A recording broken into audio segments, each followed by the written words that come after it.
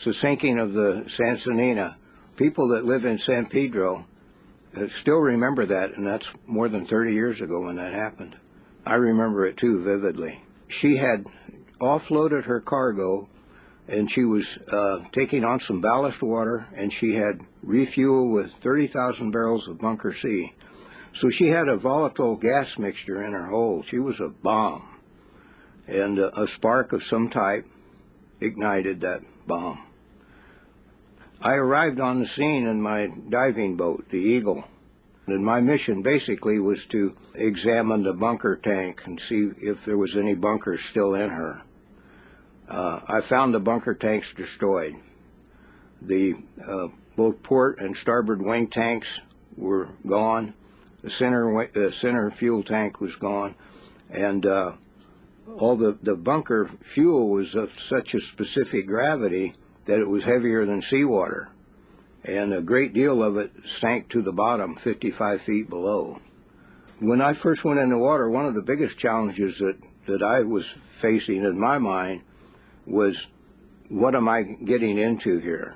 Because I knew there was a lot of mangled steel that overhead as I went down that could fall on me. So I was very careful there, but it was pretty dark in there, pitch black.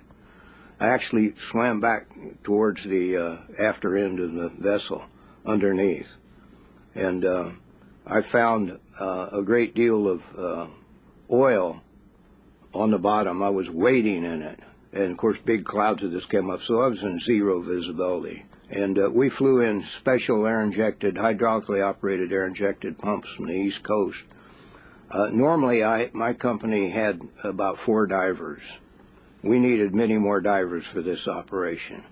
And so I brought in divers from far as San Francisco, Santa Barbara. And I had 14 divers on the job, 12 tenders.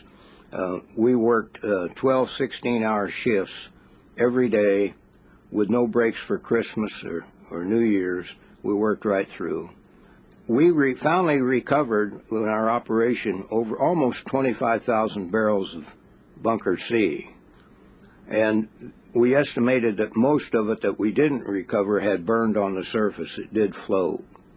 And environmentally, you can't put a cost on it.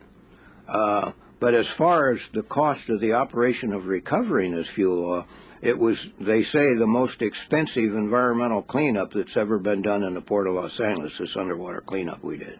It was expensive.